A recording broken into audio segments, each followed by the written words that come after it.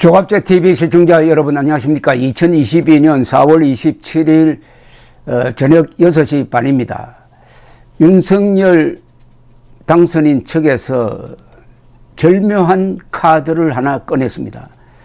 이것은 엄청난 카드이기도 합니다. 오는 6월 1일 지방선거 때 검수완박 법에 대한 찬반을 묻는 국민투표를 같이 실시하자. 그래 해가지고 검수완박 법이 그때 공포가 되었다면은 그것을 찬성하면은 뭐 그게 법이 되는 거고 반대하면은 그 법은 무효가 되는 겁니다. 그런 투표를 하자라고 장제원 비서실장이 윤석열 당선인에게 제안을 했다고 합니다. 그러면 윤 당선인이 이걸 받아들이느냐 마느냐인데 벌써 이 단계에서 윤호중 민주당 비상대책위원장이 상당히 신경질적인 반응을 내놓았습니다.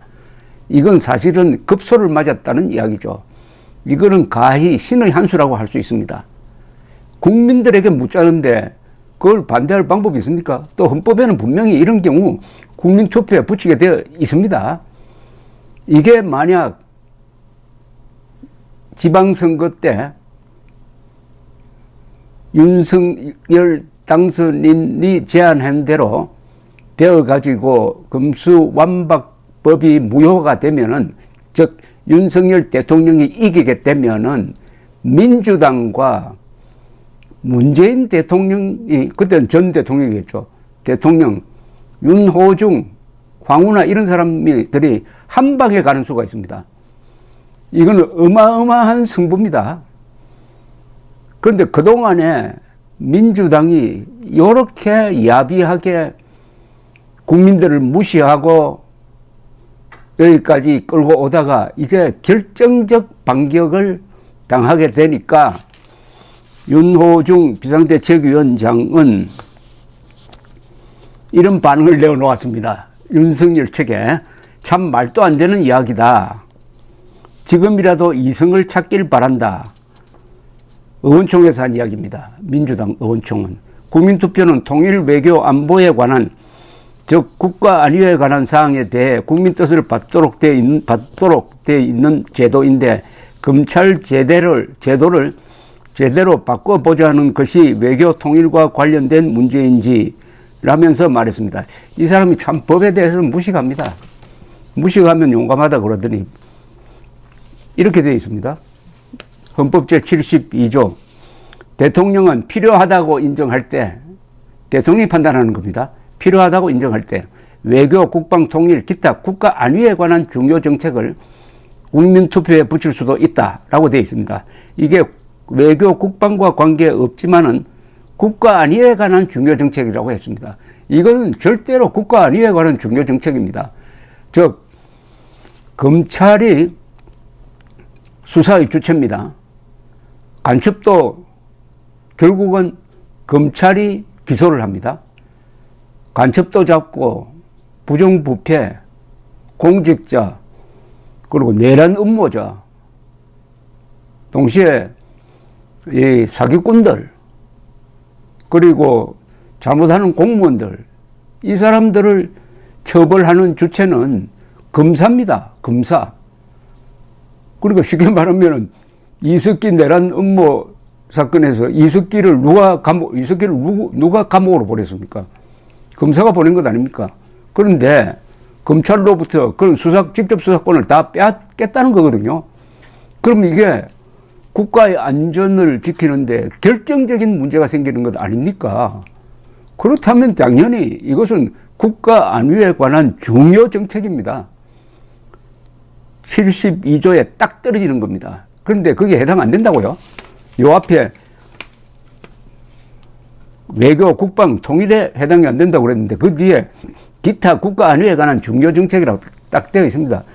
이 국민투표 해야 된다는 이야기는 헌법학자들이 먼저 했습니다. 허영, 심평 이런 분들.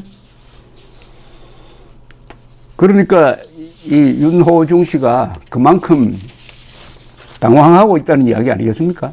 윤 위원장은 이어서 법을 가지고 국민들을 혹세 무민하려는 것 아닌가. 우리들에게 주어진 일을 해내자라고 했습니다. 이승을 찾아라고 말하면 안 되죠. 구체적으로 이거는 왜 안 된다는 것을 구체적으로 이야기해야 되는데 할 말이 없죠. 왜냐하면 윤석열 측에서는 강력한 논리를 갖고 있습니다. 그동안에 윤호중 측이 이걸 밀어붙이면서 국민 의견을 한 번도 듣지 않았습니다. 공청회 한 번 하지도 않았습니다. 그래서 자기들끼리 강경파들끼리 모여가지고 밀실에서 작당해가지고 문재인 대통령 임기 내에 이걸 밀어붙이겠다고 했으니까 완전히 국민들을 도외시해버리고 말았습니다. 그런데 윤석열 측이 좋다 그러면 국민들에게 물어보자 딱 이래 해버린 겁니다. 국민들에게 물어보자. 그동안 소외되었던 국민들에게 물어보자 하니까 어마어마한 논리적 근거를 가지고 있고 헌법적 근거를 갖고 있고 지금 여론조사에서 보면은 여론의 지지를 받고 있습니다. 이걸 지방선거와 딱 연결시켜버리면은 이게 한 덩어리로 굴러갈 때 민주당이 대패할 가능성이 있다. 무엇보다도 문재인 대통령이 여기에 거부권을 행사하지 않고 이걸 공포했다가 국민투표에 의해서 그게 부결이 되어버리면은 문재인은 어떻게 되느냐는 겁니다. 문재인은 마지막에 결국 역적질한 거 아니냐 이렇게 될 것 아닙니까?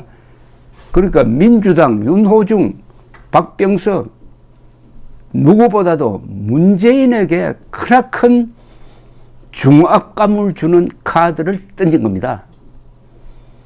그런데 이걸 누가 자초를 했느냐. 윤석열 일주일 전만 해도 윤석열 당선이 머릿속에는 국민투표는 없었다고 봅니다.